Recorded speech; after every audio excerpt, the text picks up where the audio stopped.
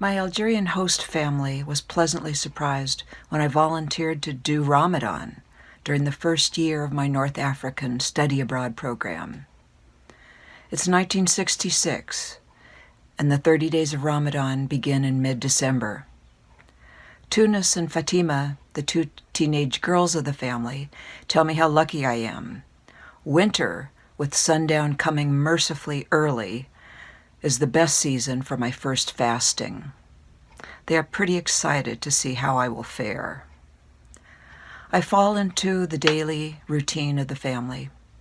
The working members of the family have already gone out the door at daybreak, having been careful to take any needed medication before sunrise, and to avoid swallowing even a drop of water when they brush their teeth.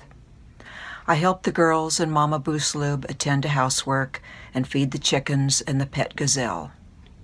By about 2 p.m., after a trip to the market, we're washing down the kitchen floor and setting out low stools to sit on to peel vegetables.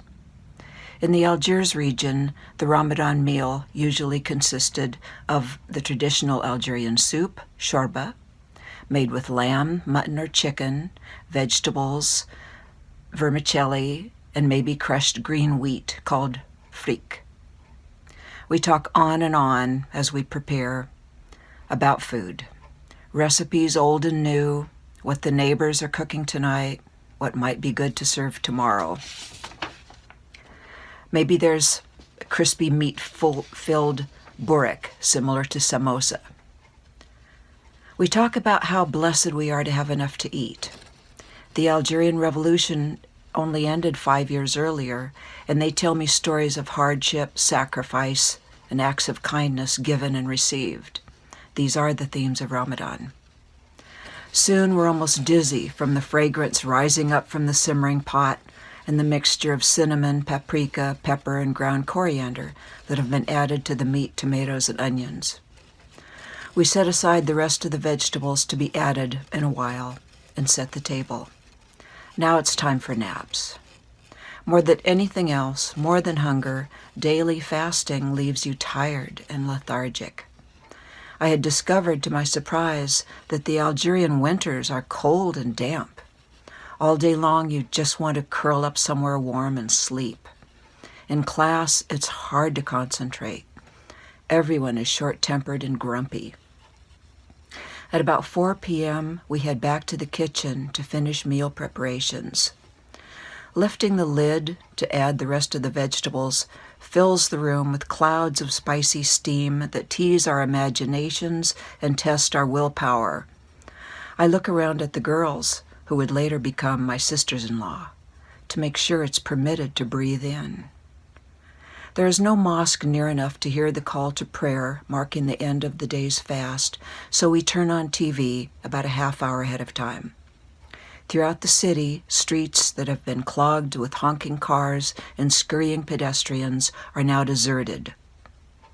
Nearing 5 p.m., we pour glasses of water and a pitcher of buttermilk and slice baguettes into thick chunks.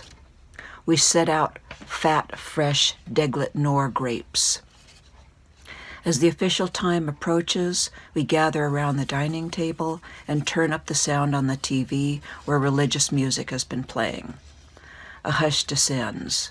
We wait expectantly. When we hear the first Allahu Akbar, we take a bite of date and a sip of water. The bowl of shorba is passed around and we ladle up our servings. The prayers end, and we each bring our hands together, palms up, saying the simple blessing, Bismillah.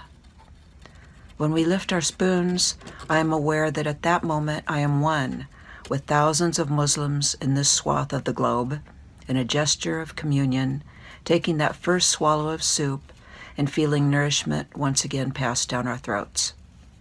I feel the collective satisfaction and gratitude already radiating out from millions of others from further east who are now clearing their plates. And I feel the anticipation of millions more to the west, still waiting for sundown and their turn to eat.